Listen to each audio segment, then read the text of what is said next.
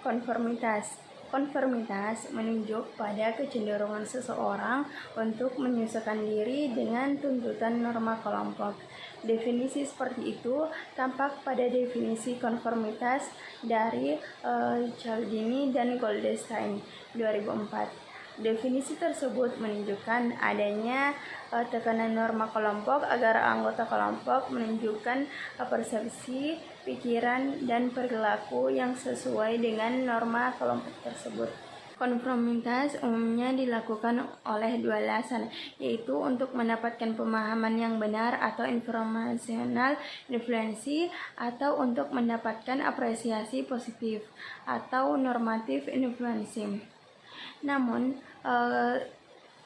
dari kedua motivasi tersebut, Cialdini dan Goldstein 2004 menambahkan motivasi lainnya, yaitu motivasi untuk memelihara konsep diri yang positif.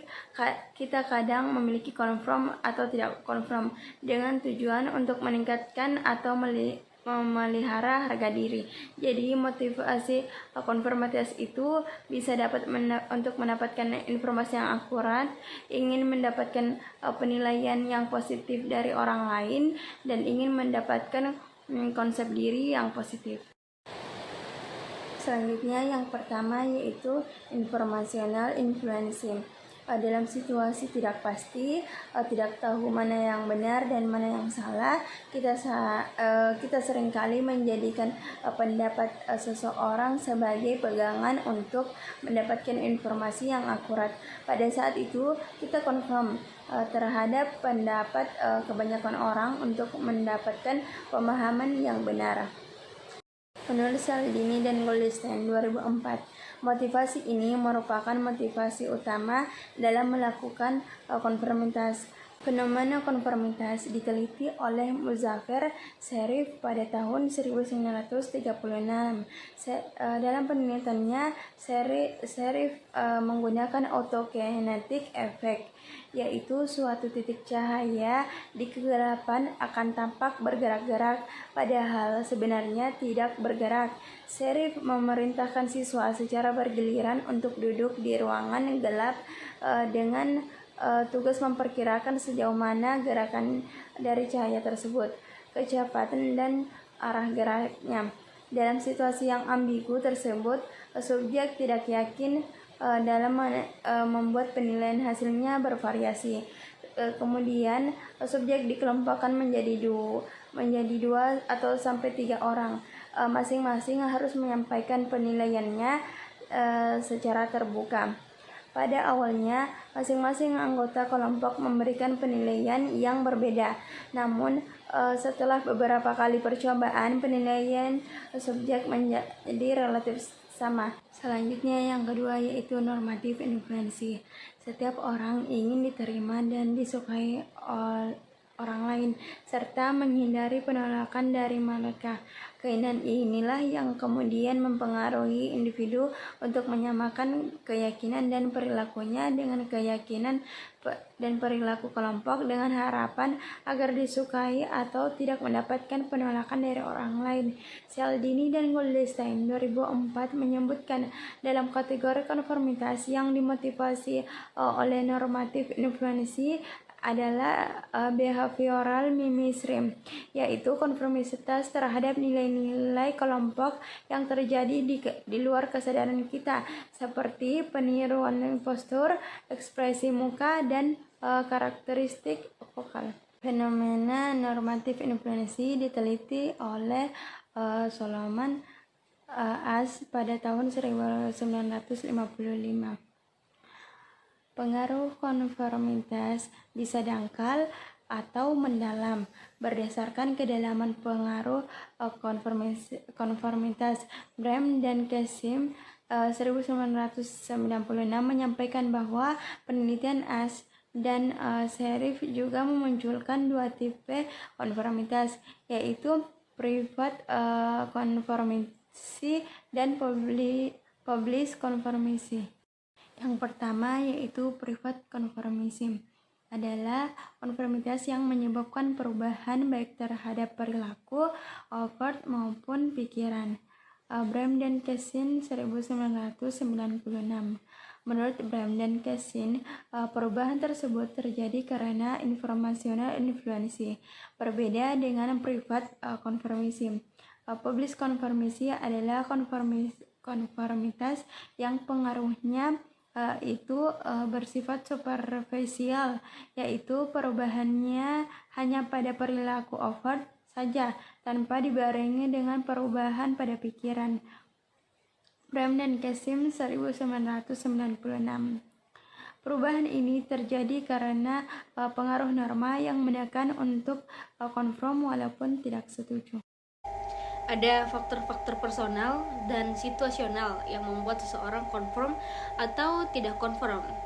Berikut adalah faktor-faktor yang mengaruhi konformitas. Yang pertama, ukuran kelompok. Ukuran kelompok merupakan faktor yang umum diyakini berpengaruh terhadap konformitas. Contohnya, ketika dua orang laki-laki berada dalam satu ruangan, salah seorang diantaranya boleh jadi mengatakan bahwa ruangannya terasa hangat, sedangkan yang satunya lagi boleh jadi mengatakan ia tidak sepakat dan menolak pendapat temannya itu. Berbeda kasusnya jika dalam kamar tersebut terdiri dari 5 orang, kemudian 4 orang diantaranya itu mengatakan bahwa ruangannya itu terasa hangat. Kemudian satu orang yang lainnya, kalaupun sebenarnya tidak sependapat dengan keempat temannya tadi, ia kemungkinan besar akan konform. Selanjutnya yang kedua, kohesivitas. Kohesivitas kelompok menunjuk pada sejauh mana anggota suatu kelompok tertarik terhadap kelompoknya. Ketertarikan seorang terhadap kelompok tersebut bisa meningkatkan konformitas. Pada suatu kelompok yang kohesif, anggota kelompoknya akan secara sukarela menyesuaikan pendapat dan perilakunya dengan kelompoknya tadi. Selanjutnya, yang ketiga, kebulatan pendapat kelompok. Kelompok yang memiliki pendapat yang bulat akan memberikan tekanan besar kepada anggotanya untuk konform. Ketidakbulatan pendapat kelompok akan menurunkan konformitas karena meningkatkan kepercayaan diri anggota kelompok untuk berbeda dengan kelompok lainnya. Dan jika saja ada anggota kelompok yang menentang pendapat mayoritas, maka hal itu akan memicu anggota lain yang tidak setuju juga untuk bersuara. Yang keempat, keinginan individuasi. Individuasi adalah karena keinginan untuk berbeda dari orang lain dengan menampakkan keunikan atau individualitasnya. Kebutuhan individuasi ini berbeda-beda.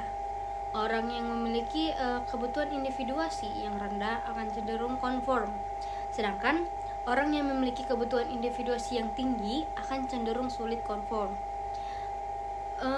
Konformitas tidak hanya dipengaruhi oleh tekanan sosial karena mayoritas. Minoritas pun bisa saja memengaruhi konformitas. Minoritas yang menawarkan ide baru yang inovatif dan argumentatif boleh jadi berpengaruh terhadap kelompok. Selanjutnya, pemenuhan. Dalam hubungan sosial, kita kadang diminta oleh orang lain untuk melakukan ini dan itu.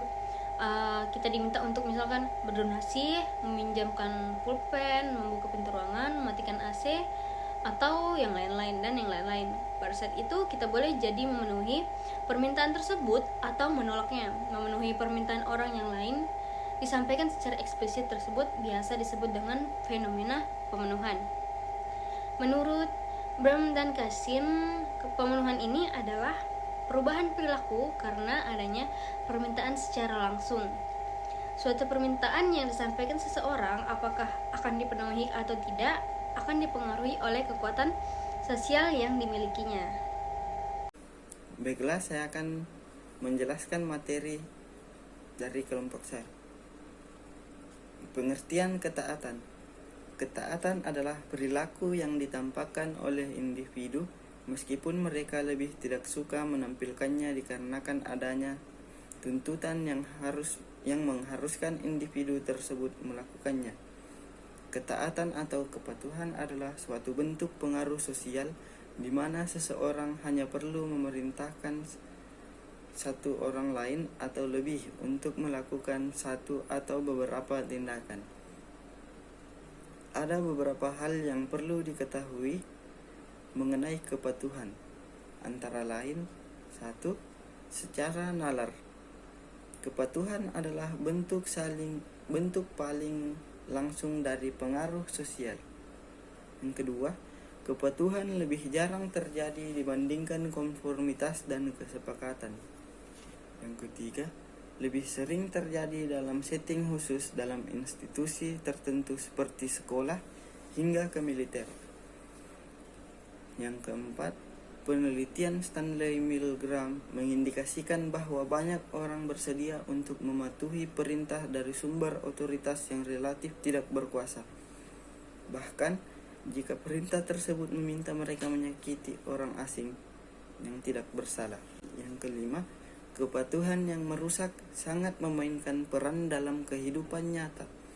Sebagai contoh, kepatuhan tentara Jerman dalam melenyapkan jutaan warga sipil dari ras tertentu saat Perang Dunia II. Dan yang terakhir, sejumlah strategi dapat membantu mengurangi terjadinya kepatuhan yang merusak, yang termasuk di dalamnya di antaranya adalah mengingatkan individu bahwa mereka turut bertanggung jawab atas segala kerusakan yang ditimbulkan, mengingatkan bahwa kepatuhan melebihi kewajaran tidaklah tepat, dan mempertanyakan motif pikir otoritas. Baiklah, itu saja yang dapat saya sampaikan. Lebih dan kurangnya mohon dimaafkan. Assalamualaikum warahmatullahi wabarakatuh.